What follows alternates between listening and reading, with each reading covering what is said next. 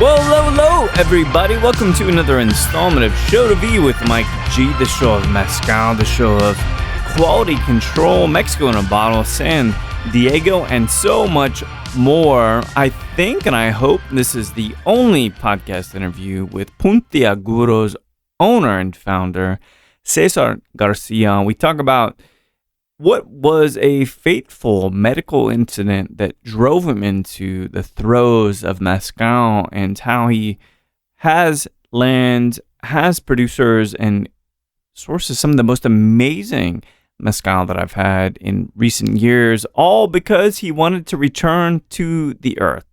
It's a very amazing narrative, very cinematic, and as we sit in his hotel room in San Diego, downtown, we talk about his life, his family, his legacy, and what he's up to next. What a brilliant individual. So without further ado, I hope you all enjoy this great conversation with Cesar Garcia from Puntiagudo Mezcal.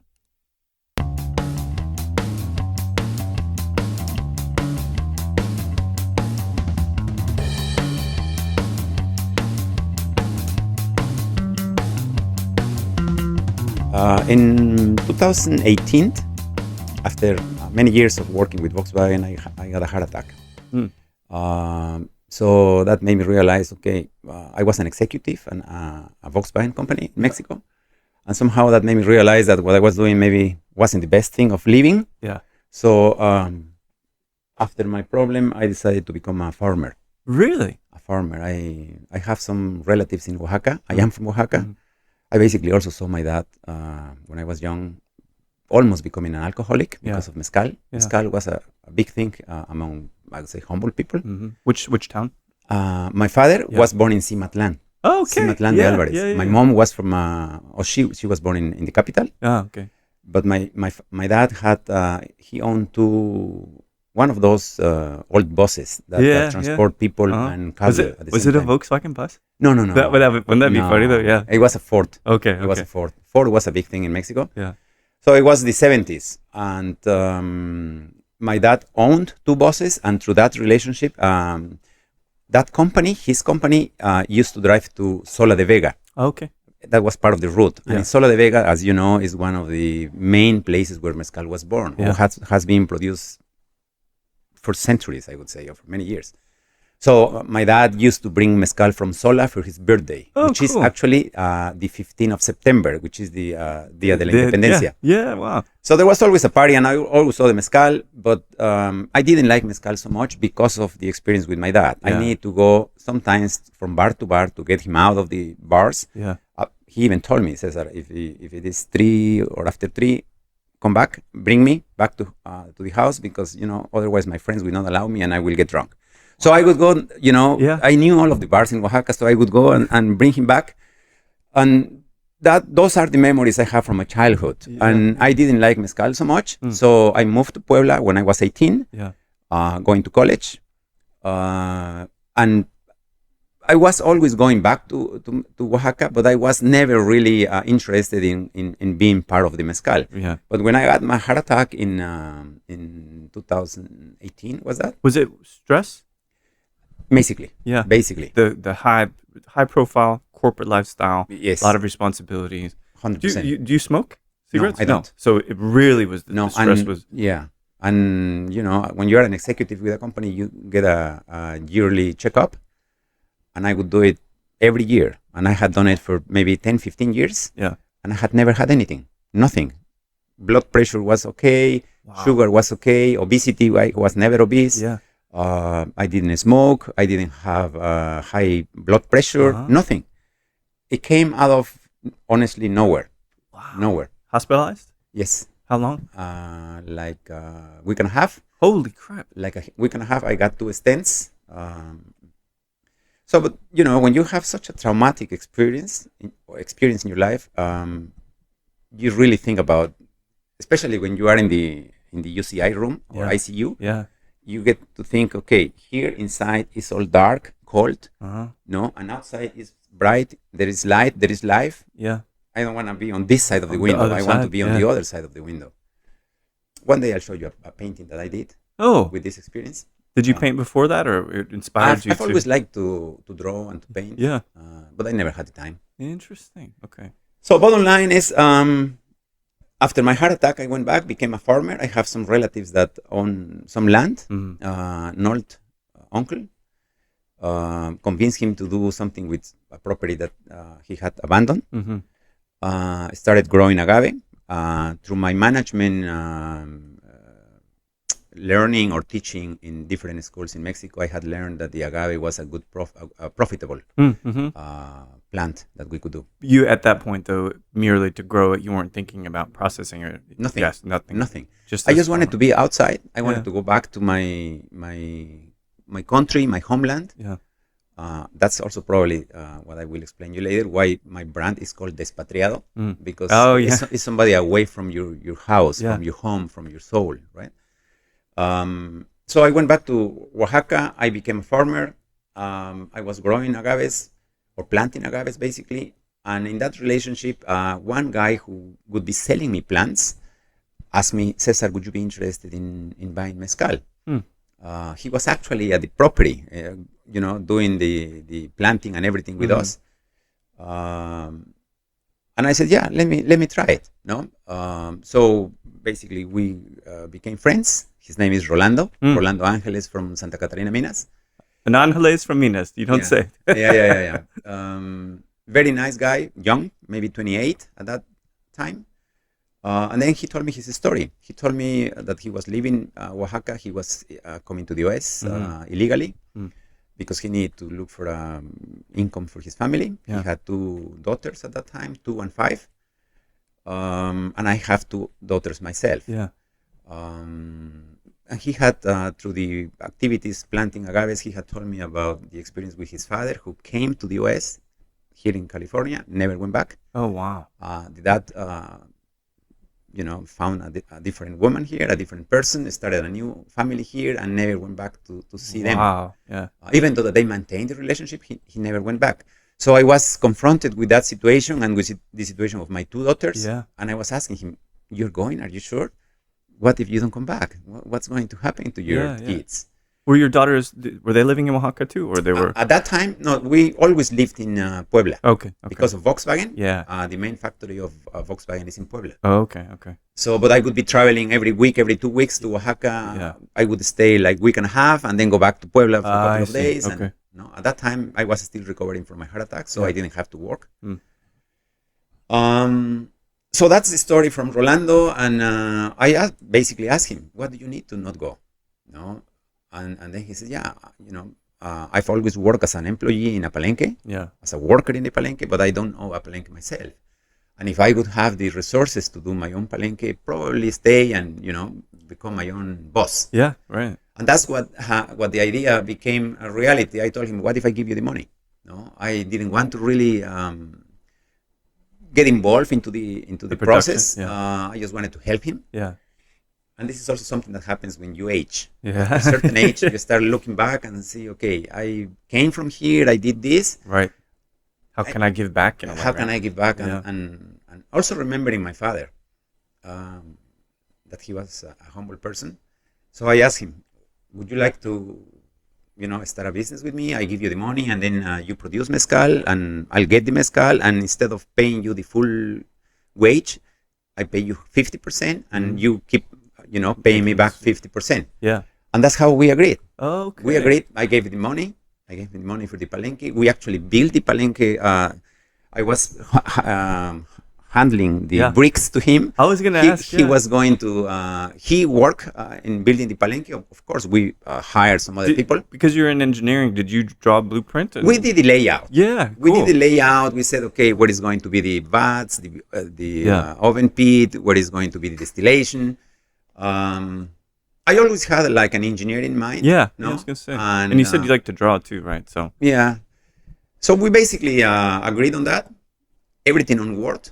We didn't put anything on paper. I didn't sign any documents with him about you owe me so much. No, it's just trust. Yep. And that's how we started working together in 2019 with Rolando. So we basically went to his house. We said, okay, here we are going to make the palenque. We drew everything. We gave the money. We hired people. We started doing it. And end of 2019, beginning of 2020, I created the first brand, which is Despatriado. Oh, that's great. And it's all clay distilled? Originally, it was all clay and steel. Yeah. And because I've worked so many years with Volkswagen, I have a very strict mind. No, always working quality. So I decided to do the right way. I said, I want a certified mezcal. Yeah. I want the denomination of origin. I did all of the paperwork myself. I helped him. We make an agreement on how we would do it. And we created the mezcal brand. But then some challenges starting to appear. You know, if you are in this industry, you know that with ancestral process, it's really hard to pass the norm, the 070. Yeah. It's really tough. So we would be producing first batch, wouldn't pass the norm. Second batch, wouldn't pass the norm. Methanol? Or Methanol yeah. and furfural, both. Furfural, okay. Furfural. Yeah. Those are the two difficult ones. Yeah. Methanol and furfural. So I started seeing, okay, this is not going to work because we will not be able to sell it as mezcal. As an engineer, we started reading a little bit and understanding the process, the norm and everything. I started doing some comparisons with some European spirits. You know, where is methanol? Very high levels allowed. Yeah. Where is theirs? Where is furfural? Where is theirs? And I saw that it wasn't really logical that we would have such strict values. It didn't make sense to me, but in any case, we all need to follow the norm. So I talked to some friends. I have some friends in Oaxaca. I asked some of them. They recommended me to other people from the industry, and they basically told me, you know, Cesar, mezcal is not really the big deal in California. The certified mezcal in California is not seen as 100% legit. Because of this pressure that there is in the industry. Yeah. You know, a lot of people start doing tricks with the production, and they make it certified. Yeah. Well, they change what they would normally do to conform. You know. There are some legal procedures, but there are also some illegal things that they do. And I didn't want to go that route. I would say 60% German because of my relationship with Volkswagen and because of my position in Volkswagen. So I decided, no, we're going to stick to the norms. And if we make it pass, it will be mezcal. If not, we'll see what else we do. So we started dividing the distillation. Oh, wow. In heads, colas and in heads, body and colas, no?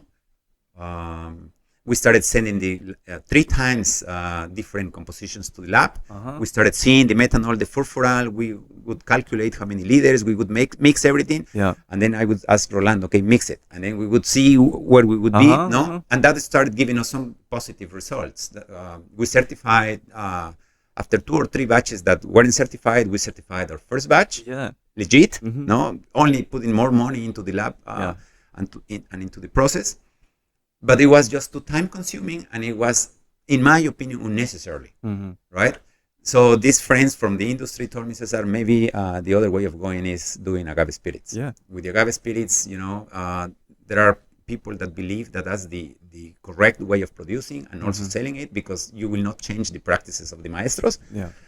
And besides, the levels of methanol and furfural are also up to certain limits that I define myself. Yeah. They're perfectly healthy. Yeah. So there is no problem with them. It's interesting how that has happened. So you didn't find any challenges because it was not called mezcal, that it was a destilado de agave. No one cared, right? Honestly, the first times when I met some people from California and they came to Oaxaca and they wanted to I was very interested in allowing them to taste my mezcales, or the mezcales that we had produced at that time. There were like 10 batches already, 10, 12 batches. And out of them, probably like 70% was mezcal, and The remaining 30% was destilado de agave. I already had the two brands. Yeah. When this person came to visit me in Oaxaca, he told me, I don't want to taste certified mezcal. The one I want to taste is Puntiagudo, uncertified mezcal. I didn't ask, but I was really caught by surprise because I had prepared everything with mezcal. I still believe in, the certification should bring some trust, some confidence into the American customers. It's probably for them better if, if they buy mezcal, certified mezcal. But no, this person wanted to taste just uncertified mezcal. And that's how we did it. That's amazing. He liked the uncertified mezcal. He told me from the beginning, this is excellent. I had from different producers, because after Rolando came a second producer and then a third producer. And I had from two or three different places. The first one was Rolando in Minas. Then I joined efforts with Onofre from Miahuatlan, which is copper. Yeah. And then another guy from Albarradas came, Ruben from Santa Catarina, Albarradas. So at that time, I already had batches from the three production sites. He really liked them. But after 2 hours maybe of tasting mezcales and having a conversation, we ran out of batches. So I said, this is all I have. And then he said, what else do you have? And I showed him the despatriado that I had, the certified mezcal. And I said, this is what I had prepared for you, but you didn't want to taste them. Would you like to taste them now that you already finished the other ones? So he was interested in tasting those. And he was completely surprised. He told me, Cesar, this is also excellent. Yeah. And I said, what do you expect? It's exactly the same. Yeah. It's the same maestro, same production site, probably different agave, but this is 100% the same quality. It's just that passed the norm and this didn't pass the norm. But in taste, you can see there is no difference. Yeah, and that's what sometimes, and I understand the rules, the way that federal regulations work to keep people safe and all of that. But if you just put a blindfold on someone and said, tell me which one you like, they're all good. You wouldn't know. You wouldn't know.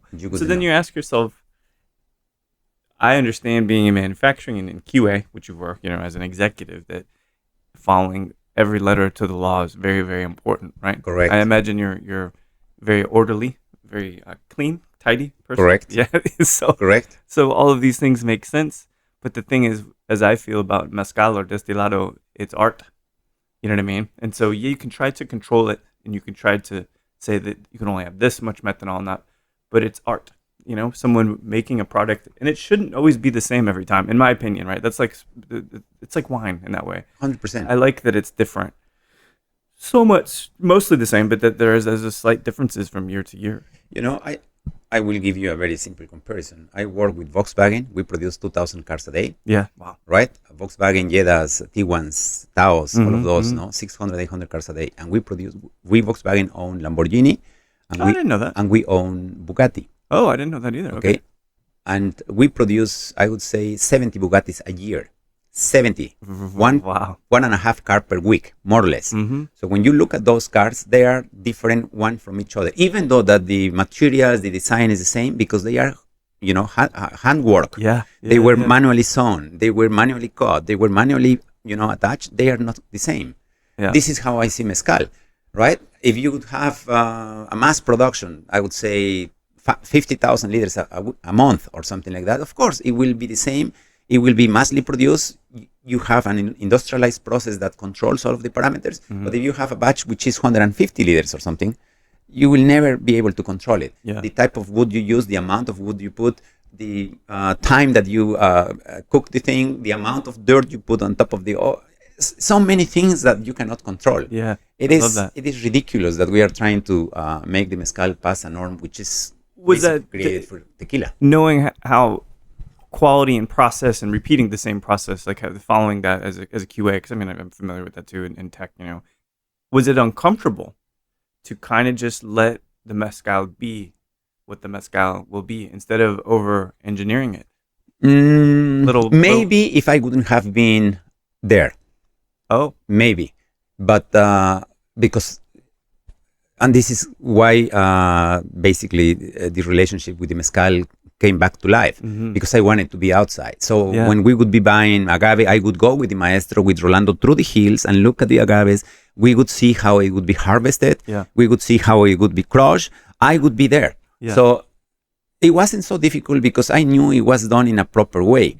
If I wouldn't, as I see. if I would have been in Puebla, managing by email or something, wire or something like that, yeah. by emails or something, I wouldn't have been there. Maybe because a quality person is always mistrusting. You don't trust everyone until you see it. Yeah. But I had been there, so I was perfectly fine. I said, Okay. I know this was done properly. I know it's 100% agave. It was done the right way, and this is what we got. Right? So I love that. Did you, because the whole thing started with sustaining a terrible heart attack, and then you go out into the field. Did you feel, because you had retired at that point, right? I hadn't retired. Not yet. Okay. Mm-hmm. So you were still working full time and doing this? The first 6 months, I was what we call incapacitated, or on leave or something. Yeah. on leave. And then I started going back to work, right? Like a normal week. But basically what I would do is go back to Oaxaca on the weekend. Puebla from Oaxaca is 3 hours drive. Yeah, not bad. So I would drive Saturday morning, early morning, 6 o'clock in the morning. So at 9 I would be there. And Santa Catarina, Minas is half an hour from downtown. Yeah. So it's really close. And the place where we would be growing agave is probably even closer. It's like 15 minutes. Okay. It's by the airport. Oh, okay. By the airport in Oaxaca. So I would be traveling, and I slowly but surely, I had a teacher that told me the goat tends to go back to the mountain, right? Yeah. And I consider myself a goat in this case. So I started working harder and harder because I love what I do in Volkswagen, or I loved what I did. Yeah. And then I started seeing, okay, I'm getting a little bit in trouble because now I have to work in Volkswagen and I also have to do the Mezcal. 2 jobs, yeah. And that's why I decided to retire. I said when it started becoming impossible because, the automotive industry really draws you. Yeah. And it takes your soul if you are really competing at big leagues. Yeah. It takes a lot of time and it's a lot of stress. So I decided, what, it's not going to work. So I decided, because of that and other reasons, I decided to quit end of 2023. Oh, okay. So very recent. Yeah, a year and a half ago. And right now, as I mentioned earlier, because of other economical reasons also, I went back, but now as a consultant, and I am working probably 25 hours a week. You feel good physically? Physically, I feel okay. I have to be, careful, getting right? a checkup every 6 months, basically. Yeah. I will have a new checkup next week when I go back. Oh, it's really? Time now. It's time, yeah. They put you to run and they check everything in your heart. VO2 max, right? We got to run and yes, the tube and everything. Correct. Knowing how much, because what's really interesting is I love the pair. I've been in tech a long time, about 21 years with one of the biggest tech companies in the world. And I've seen technology change. I've seen it kind of get remove people from talking in person. They're here now as I make the signal of a cell phone. People are here all the time. And so more communication than ever. A lot of it doesn't make a ton of sense and people are just kind of yelling at each other. But why I say that is I feel like Mezcal has gotten so big that everybody kind of understands it now. And so as it grows, and you talk about people producing, let's say 10,000 liters a week or whatnot, some companies come to mind, is that going to be a problem? I mean, I know that there are issues already with water, which we continue to talk about, but how do you feel about the growth of Mezcal that maybe I would consider commercial Mezcal? It will definitely. It's already becoming a problem. Yeah. It's not so far in the future. Yeah.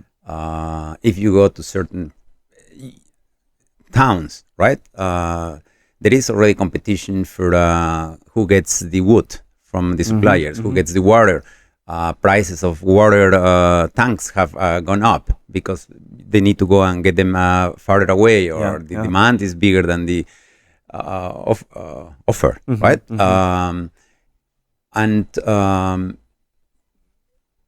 Which I would love to see, and I think that's probably what something that Ivan in Los Angeles is trying to push is if these big companies could somehow help and invest in the infrastructure of the towns,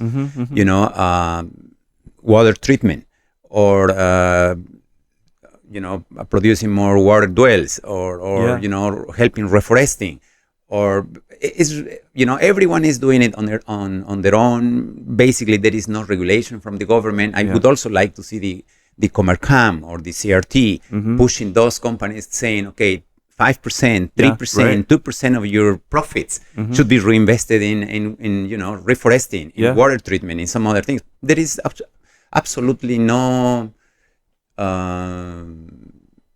organized work, organized collaboration with different brands pushing in that direction. No? I would have assumed that the tequila industry, which has been in the industry for Yeah. that long, Yeah, would have right. done something already. But there is very few things. It's just, how do you say, single Yeah. initiatives Yeah. Yeah. everywhere. Yeah. It's very divided, very broken. Well, that's what's interesting about that is the United States is kind of like that right now. We're all just an individual. We're not united, Correct.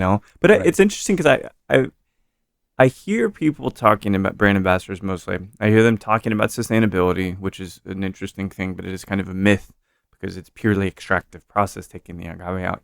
But I haven't heard any of the big companies, like you said, kind of volunteer, say, you know what we're going to do? We're actually going to invest in a water treatment plant because it can't be that expensive, and you can write that money off as So I don't see, and over years time. So it's interesting. What's the biggest challenge that your producers have seen?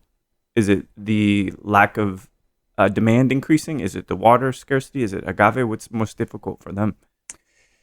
Uh, I would say those resources are still available. Okay. So even though that the price has gone up of wood, of water, of labor, they still have access to those resources. No, there is still enough people that would work for 400 pesos a day or something like that, which is the basically 400, 450 is what they pay. The biggest challenges are though the pressure of the big companies regarding price. When you produce, let's say, with insumos, with things that you buy, right, with are higher in price, your production will be higher in price too, right? And you are competing with a company that is selling the same type of mezcal, among remarks, 50% of the price that you produce, right? That's where the real challenges come, because then you cannot sell, and as long as as soon as you don't sell, you will start getting in trouble. Okay, what do I do now with these 3 or 4 people that work for me or work with me? Sometimes it's the whole family which is working in the mezcal production. So from my perspective, those are the biggest challenges, that the prices of the mezcal in the industry right now are not legit. They are not 100% the prices that correspond to 100% agave production. Yeah, I'll tell you a story. So I was working with a friend of mine. He actually lives in Austin. He owns a mezcal brand. I won't say which one, I'll tell you after. But I was looking to get some bulk sotol, like to bring it in, to import it in. Not really to start a brand, but maybe just have some stuff at our tasting room at the distillery, right? Because I just like having different things people can try.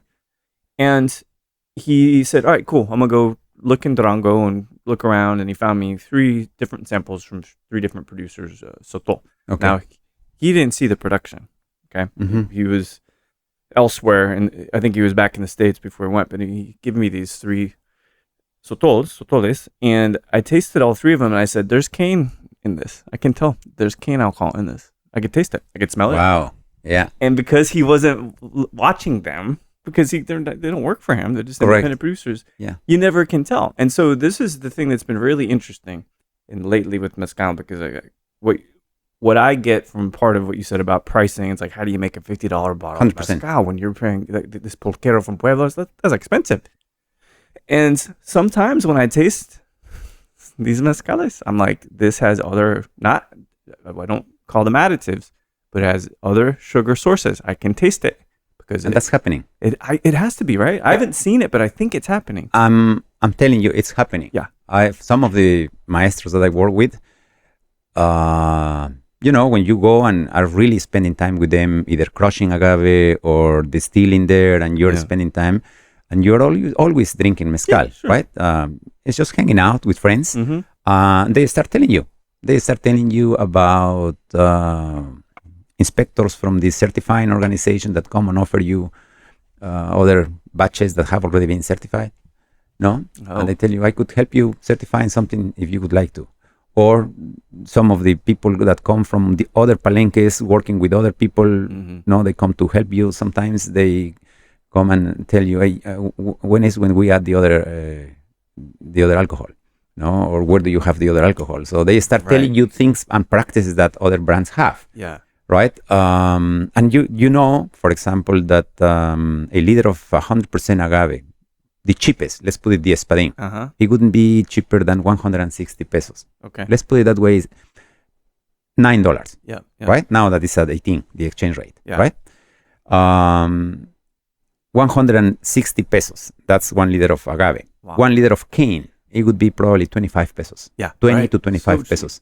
So if you add those 2 liters, 160 plus 20 is 180. 2 liters already. So the liter went down to by half, to 90, half, right? So this is what is happening, unfortunately. But you know that scientifically you can prove that there is something else. I've heard this. I'm curious, and I want to talk to because I do understand chemistry, and I would like to understand how I can. To me, the best measurement is my nose and my. For sure, but you're right. Yeah. You are an experienced person. You've been drinking mezcal and tasting mezcal and getting in the industry for how many years? Yeah, right. Time. But there is a chromatograph. Oh, okay. That's where you really burn it, evaporate it, and you capture the gases. And in the gases, you can see the spectrometry. I see. Okay. Okay. And when I was working in Volkswagen, I was responsible for the laboratory of Volkswagen. Oh, is that right? Yeah, we had millions of dollars in investment, testing the materials from all of the components that go into the car. Right. Okay. You basically burn them and then you analyze the gases. And with the gases, you could tell. You can tell. And I mean, it's just that the chromatograph is maybe $120,000, $150,000. For the machine itself, or for the test? For the machine itself. Okay. No? And the second question, the first question is the money. Where do you get the money from? And the second question is, would you like to do it? And if you could do it, maybe here in the US it would be easier. No, if you do it in Mexico, maybe you do it once and the next morning you are gone. Yeah, right. That's right. Because you're risking, millions upon millions of dollars. Correct. And so that's a story as old as time. The mob, the mob that's kind of turned into, very, very rich corporations and things. But I could see why no one's really exposed it yet. But I know it's coming. Did you see the class action lawsuit against Diageo? I did. You think maybe that's the first domino in the series of them? I hope so. Yeah. It's really hard to tell the naked truth. I don't know. It maybe happened trying to uncover some other brands that are doing the same or have been doing it from.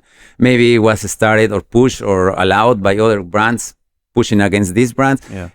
It's difficult. I hope that it would happen because it would really push the industry, maybe not 100% legit, but to start controlling all of these practices, which are basically destroying the small producers, no, and also the customer. It's all true.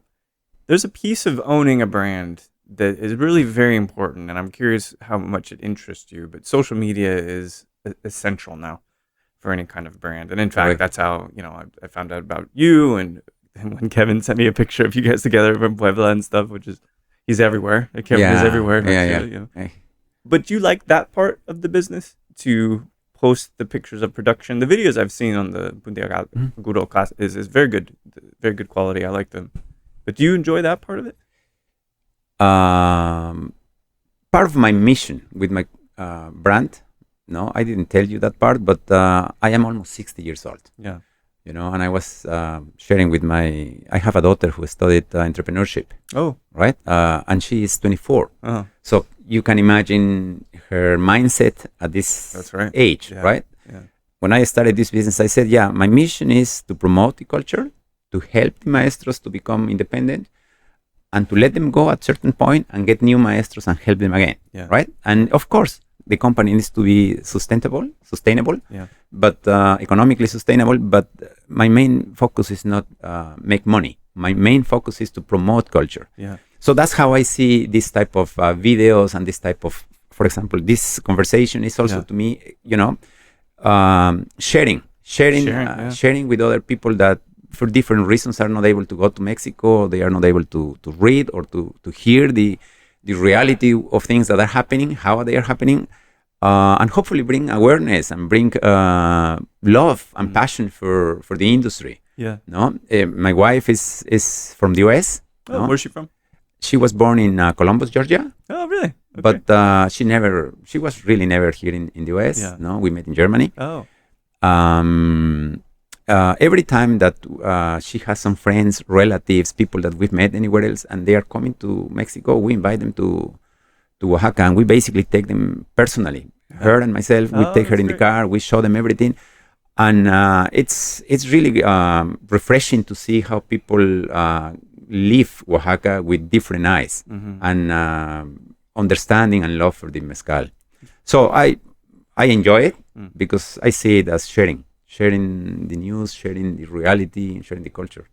I think it's important. That's one of the reasons that I do these interviews as well. Is it's about your story, not mine. I think that we need to hear all of the stories in this industry. People come from all walks of life, very different backgrounds. Yesterday, I tried the very first Puntiagudo, and that was the pulquero.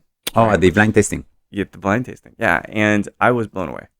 I won't get into the tasting notes, but it was something I really, really loved. And it didn't taste to me like Puebla typically tastes, which is cool.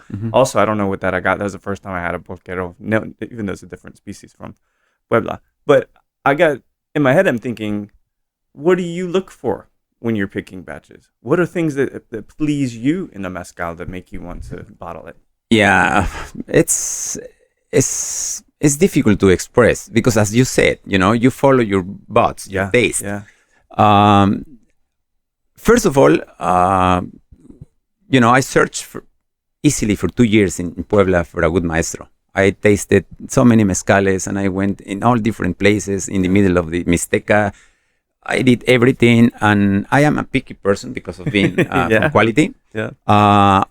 First of all, it has to be a good balance between spiciness, sweetness, greasiness, to be oily. Oh, really? Yeah. No, for example, with Rolando, we macerate the agave for 5 days, 6 days in dry, right? And that creates this oilish, butterish, like fattish taste and smell, right? So I'm always a little bit, and I also produce, and I've tasted copper and clay. Yeah. And I produce in Albarradas, where we produce with timbre, and I produce in Minas. So, cool. Yeah. It's hard to describe in one expression, but basically a well-balanced and a good combination between spiciness, sweetness, oilish. Yeah. So it is about texture and having dynamics, but all in balance. Correct. Do you like to cook?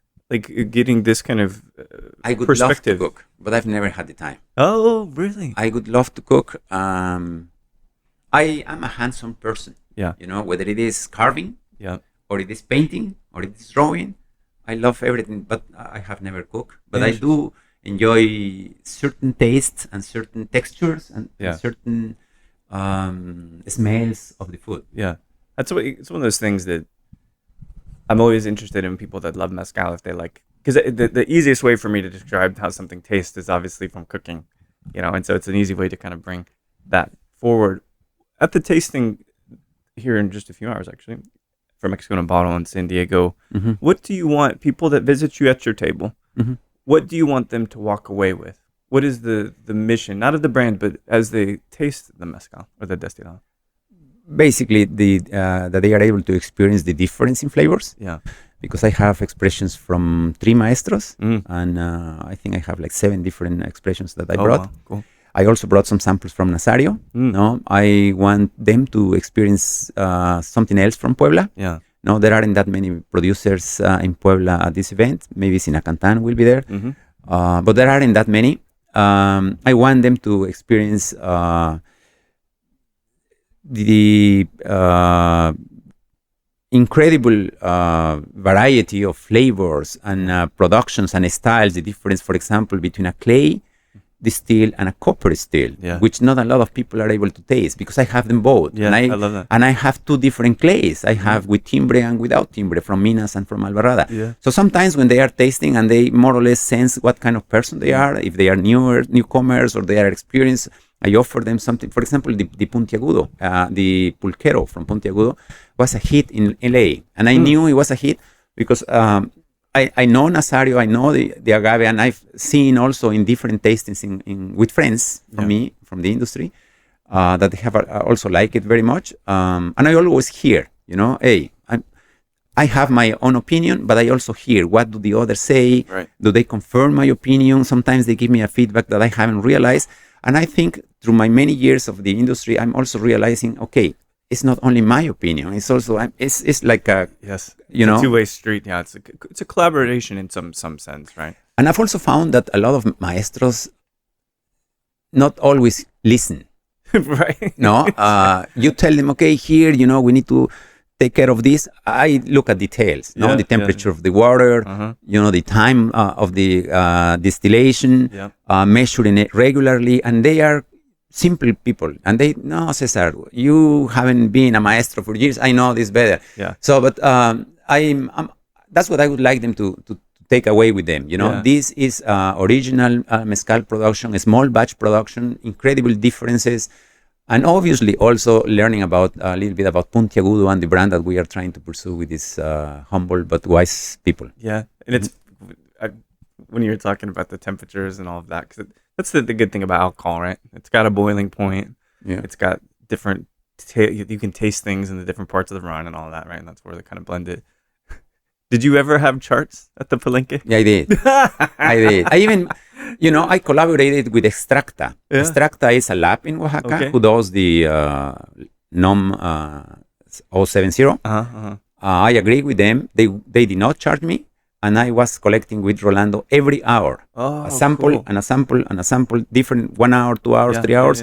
From in the vat, from the upper part of the vat, from the middle part of the vat, from the lower part of the vat, and we made distillation curves, methanol and furfural. No way. We did. That's very cool. Yeah. And that's also when I was doing my studies about, okay, what do I need to do in the process, legit, to improve my norm values, right? Yeah. So I've done, I've so many things, measuring sugar, measuring temperature, methanol, furfural. I even made a quote of having my own lab. Okay. Right? I wanted to do this. In Puebla, for example, we don't have a lab. Oh, really? I didn't know that. For every batch that we produce in Puebla, we need to ship the samples either to Jalisco or to Oaxaca. Okay. And it takes longer. It makes everything more expensive. And I was trying to, with some friends from Volkswagen, I was trying to open a lab. You still trying? It's just too much money. It was like $250,000. Yeah, wow.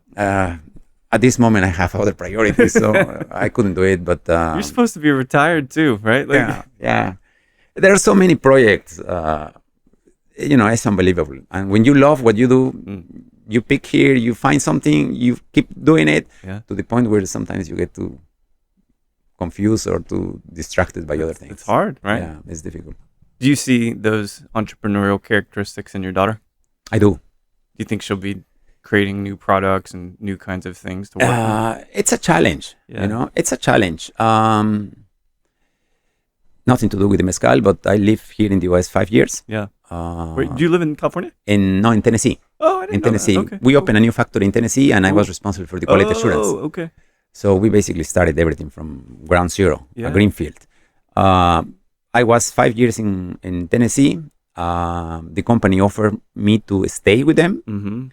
But I noticed that my daughters were not fluent in Spanish anymore. Oh, okay. They would not see my mother, my family in Oaxaca. And when you are an expat, right, you get everything paid by the company. Yeah. So they started to get confused. The house that we were living in, the cars that we would be driving, and everything, they thought we would be wealthy people, right? And I didn't want them to get those feelings as the standard feelings for their lives, right? Also, I didn't want them to lose the Spanish. Yeah. So I decided to go back to Mexico. I denied or I rejected the offer to stay here. Yeah. Obviously against my family will. Yeah. My wife wanted to stay in the US. And I decided to go back because of our roots, because of our culture, because of, I believe we Mexicans that have the opportunity to go somewhere else, we need to go back to Mexico and help Mexico to become better. Yeah. Right. So that's what I told them. We need to go to Mexico. We need to, give something back. When it was time for them to come to the US to study, we had committed to pay for their studies here. basically what I told him is the only thing that I will ask you for is that you never forget Mexico, right? If you find a person that needs from Mexico, obviously that needs some support, help them. If you need a company, if you find help them, give something back. So at this moment, obviously they're young, they're starting to put their feet on the ground here in the US. They will probably stay here a couple of years, but I do see them going back to Mexico. Julia helped me starting Despatriado. She helped me with the business plan. He helped me with many things. And she is involved. She designed the logo. She designed the labels. So yeah, I'm always keeping the loop with her, and I'm always asking her the business plan. For example, that I did, I was approached by some investors, and I made a business plan. And I said, hey, Julia, what do you think? I'm always trying to get her into the business side. I think that's amazing. That's we learn these things from our parents. It's funny because I asked the question some years ago because it was really on my mind and I said, is being an entrepreneur, having that instinct, is it nurture or nature? And so my dad, I've never met my dad, but my dad who raised me, that's where I get kind of my entrepreneurial nature. But we're now related, right? So that's the nurture. Yeah. It's interesting. It's if you're around it, you learn it, And I think they see you, no? In your case, maybe it wasn't the case, no? But also through the conversation, and I don't know, it's something that they learn by doing. Yeah, no? I agree. So I got one last question for you, and then I think we both actually have to head over to the event here shortly. Yes. So let's say you're drinking the pulquero anywhere in the world. It doesn't matter. Who would you like to have a mezcalito with? Anybody in the world, living or deceased? My father. Did you ever get a chance to drink a mezcal with him? Let me think. No. No. My dad passed in 2003. Oh, wow. Okay. I was living in Brazil at that time. And before Brazil, I was living in Germany 3 years. So his last 5 years, I didn't see them. Oh, no, really? I mean, I would come back to Mexico and so on and spend some time with them or with him. But no, I wouldn't. I didn't see him. He died when he was 80. Oh, that's good. It was a good age. Yeah. It was a good age.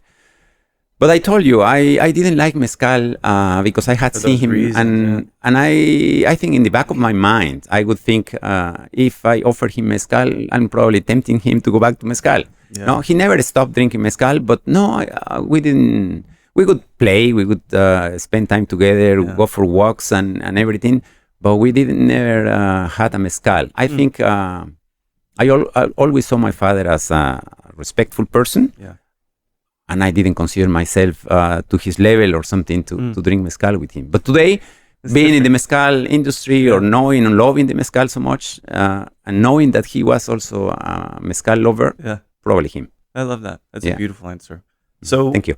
We're going to sip some mezcal this evening. I'm definitely going to stop by. If I get the chance to stop by the table, I will. But Cesar, I will try. I've got the class and then a table too. So, but I will absolutely do. I have 6-7 expressions from Nazario. A picture from Nazario. I have come, and if not this time, maybe next time. Yeah, we'll probably be also in Mexico in a bottle in San Francisco. I may go. I'm not sure yet. But anyway, Cesar, thank you so much for taking the time out to chat. It's really a pleasure, and I can't wait to try more of the mezcal. It was a pleasure meeting you too. Yeah. Cheers. Thank you very much. Thank you. Well, there we have it. What a beautiful chat with Cesar Garcia, Puntiagudo Mezcal, the Destilados, amazing stuff from Oaxaca and Puebla and more. And I don't know. I'm not sure about y'all, but hearing those early stories about Cesar having to more or less, I'm exaggerating, but drag his father off the floor because he was drunk on mezcal.